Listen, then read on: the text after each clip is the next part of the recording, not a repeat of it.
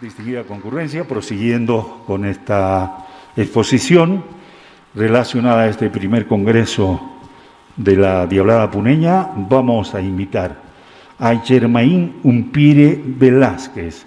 Él es uno de los directivos de la Escuela Superior de Formación Artística de Puno. Él va a exponer el tema Las ESFAs y su adaptación académica a la Diablada Puneña. Recibimos a un gran músico, el maestro Germain Umpire Velázquez, para la exposición correspondiente.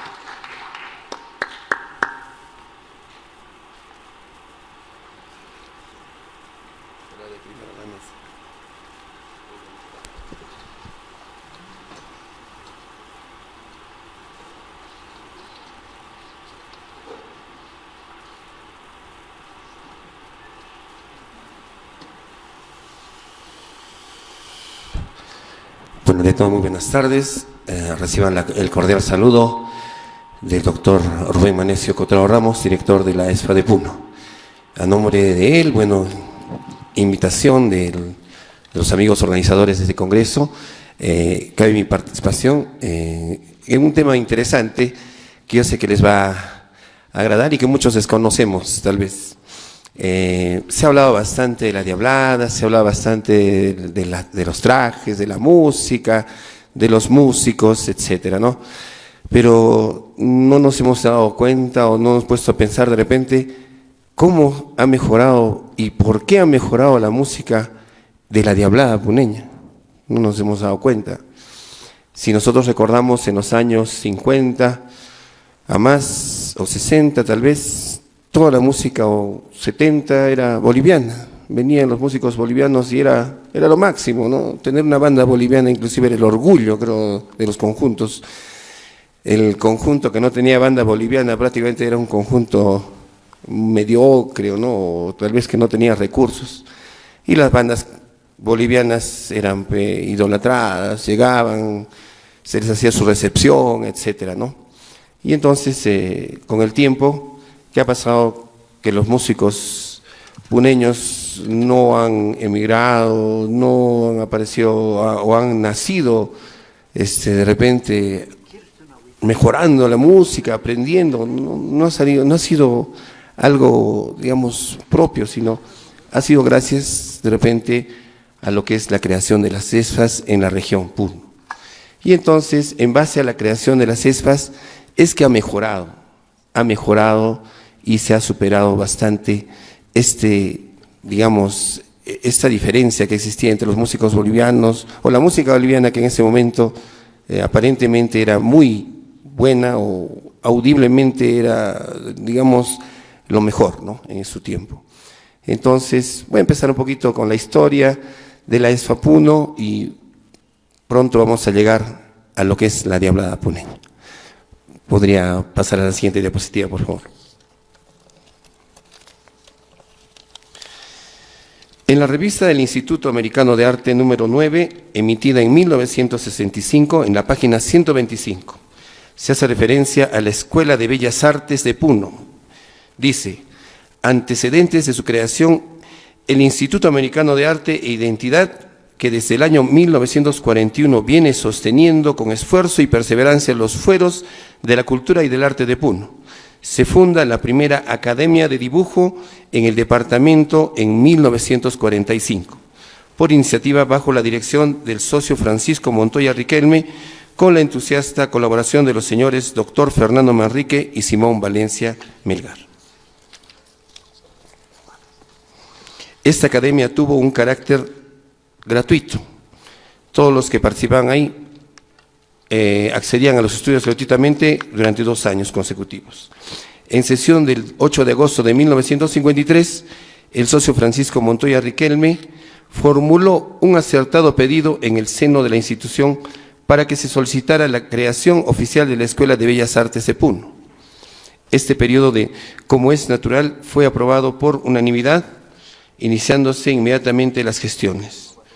Antes, para conseguir la creación y el funcionamiento de la Escuela de Bellas Artes en Puno, el 20 de noviembre de 1953, el Ministerio de Educación promulgó una resolución suprema creando la Escuela de Bellas Artes en Puno, motivo por el que el ingeniero Carlos Zabarreda, quien en esa época se desempeñaba como senador por nuestro departamento. En 1953, inmediatamente por resolución suprema, se crea la Escuela de Bellas Artes, en este caso era EVA, ¿no? En 1954 se emite la resolución ministerial 4032 que encomienda al Instituto Americano de Arte su administración y manejo pedagógico. En el presupuesto de 1954 se consignó una partida de 4.000 soles, ¿no?, mensuales para el funcionamiento de la escuela y la dirección de la misma institución.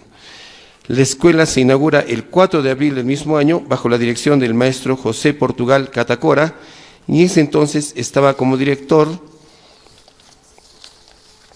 si no me equivoco, el mismo señor Montoya. Bueno, vamos a seguir con un poquito de la parte de la historia, que es interesante conocer porque acá los historiadores conocen los años también que han pasado para que esta escuela pueda llegar a ser tan importante durante el proceso de generaciones de músicos en la región Puno. El personal docente en la sección de arte musical en los años 54 fueron el profesor José Solor Salmo Castilla y el profesor auxiliar Carlos Rubina Burgos. En la sección de artes plásticas, como principal el profesor Carlos Rubina Burgos, auxiliar el profesor Francisco Montoya Riquelme, en la sección de artes escénicas el profesor Mario Franco Hinojosa y el profesor auxiliar Osvaldo Núñez, y como secretario estaba el señor Martín Portugal. En su organización y funcionamiento se inicia en 1954 en el Colegio Nacional San Carlos. En 1964, mediante resolución suprema, se apertura la sección normal en el Jirón El Puerto, ¿no?, donde actualmente conocemos, con las especialidades de artes influyentes, de música y danza y artes plásticas, otorgado por el Ministerio de Educación, es decir, se transforma en la Escuela Regional de Bellas Artes, ERBA. En 1970, esta Casa Superior depende del Instituto Nacional de Cultura, en virtud a la resolución directoral 2078 del Instituto Nacional de Cultura. Se apertura con la denominación Escuela Regional de Educación Artística ERE, formando bachilleres profesionales en educación y artes plásticas.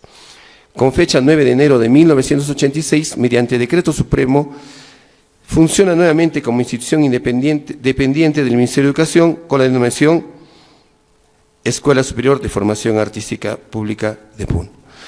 A partir de los años 90 a 92 se generan dos escuelas más en la región Puno, como son la Escuela de Mo y Pilcuyo, que fueran filiales de la Escuela de Puno. Y en 1963 aproximadamente también se fundó la Escuela de la ESFA de Juliaca, que también es filial de la región Puno.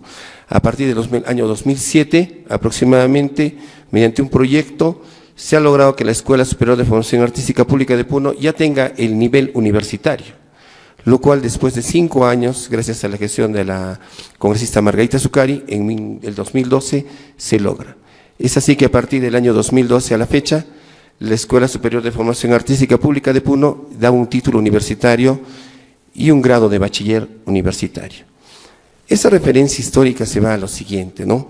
Vamos a hablar de cómo han ido mejorando año a año gracias a los estudios académicos que han desarrollado los alumnos de estas escuelas, de estas 4 escuelas de la región Puno, por la cual los primeros maestros que iniciaron utilizaron métodos occidentales y europeos, dentro de los cuales se encuentran las formas musicales. Quisiera que lo ponga por favor la diapositiva. Listo. La primera forma musical que estudia un alumno de una ESFA, sea cualquiera en el caso de la región, porque las 4 tienen el mismo formato, es lo que es un minueto. Y el minueto es lo que nosotros conocemos como una pequeña danza, ¿no?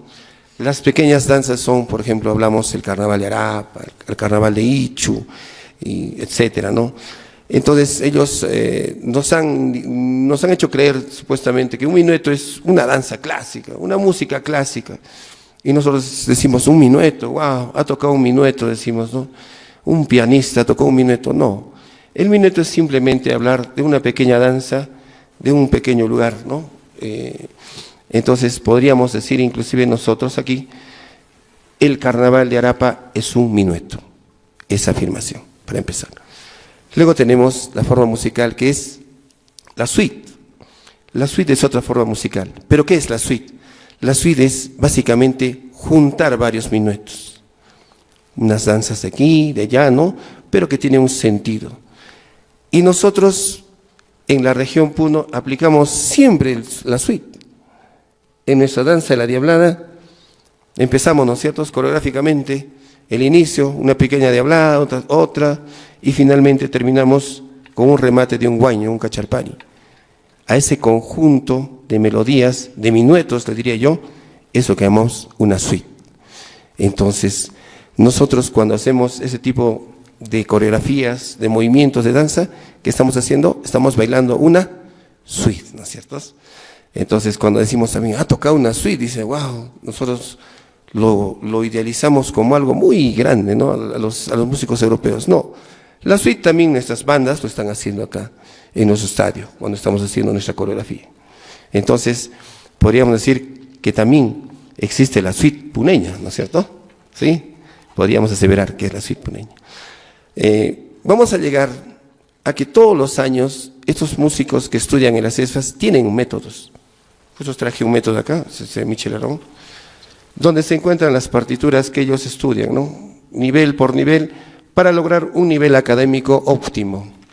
Desde un nivel básico de leer una redonda, blanca, negra, corchea, semicorchea, hasta leer obras como sonatas, como nocturnos, ¿no? Y dentro de eso, justamente quisiera pasar a la siguiente diapositiva, por favor.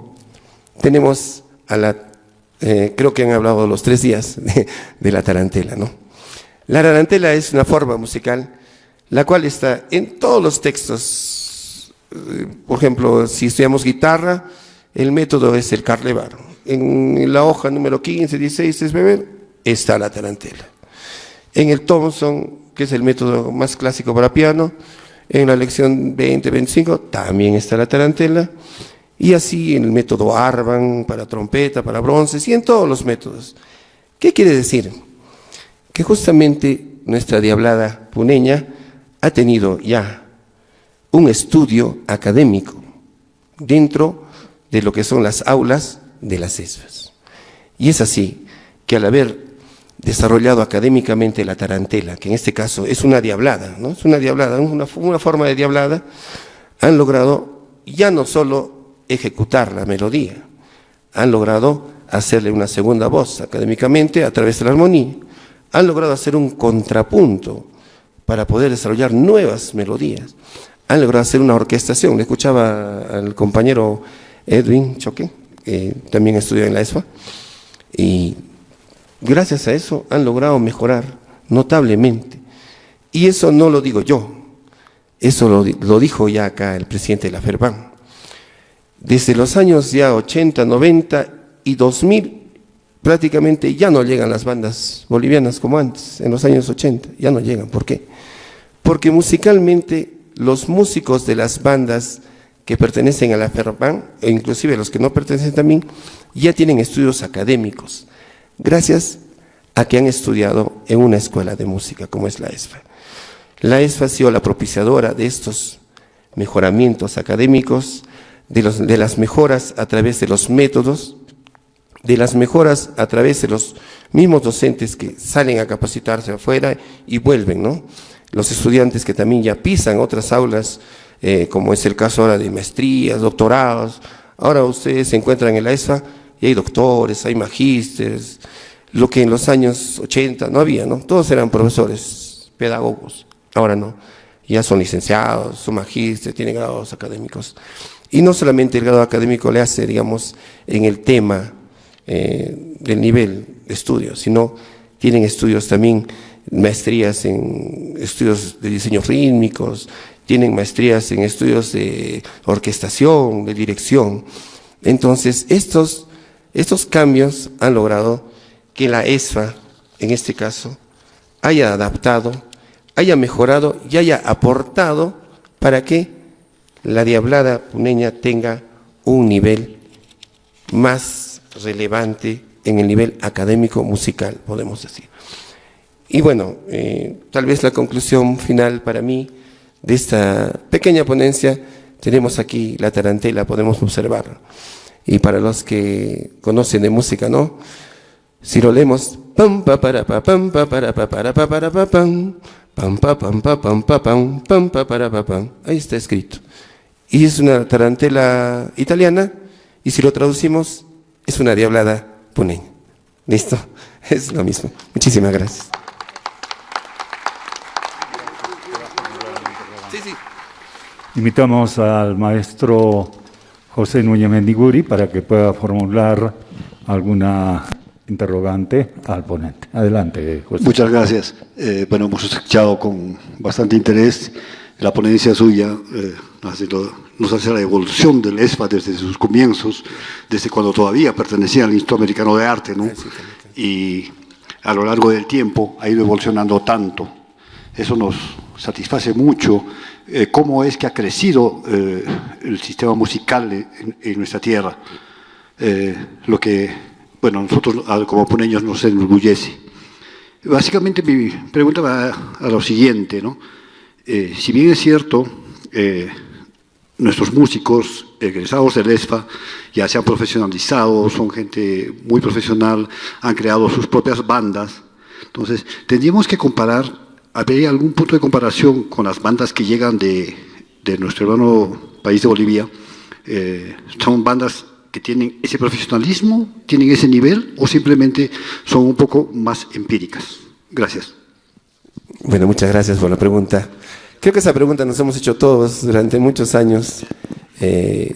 Hubiera sido interesante tal vez hacer una comparación, pero no sería tan dable.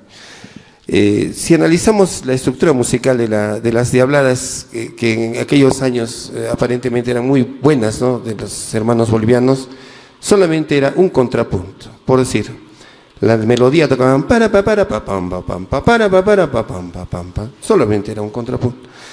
Las diabladas académicamente que usted puede escuchar en cualquier banda, sea Superandino, Impacto, Liberal, Sideral, Amautas, y creo que se ha globalizado ya. La diablada creo que ya es nacional, ni siquiera es puneña, ¿no? Nada más. Les diré que si hace un estudio armónico y melódico, el papel le demuestra que nuestro trabajo académico es mucho más grande actualmente. Puedo decir que la diablada boliviana, o interpretada por los músicos bolivianos, tiene un gustito particular, como lo decimos siempre, ¿no? Y también tiene, digamos, ese empirismo que le ponen. En cambio, los músicos puneños ya trabajan académicamente.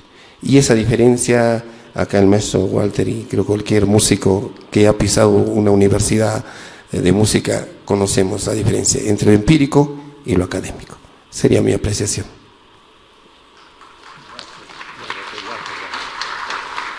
Bien, invitamos a Walter Rodríguez para que pueda también formular la interrogante correspondiente, ¿no? Perfecto. Germain, te agradecemos infinitamente. Lo despedimos con un fuerte voto de aplausos al maestro Germain Umpiri. Gracias.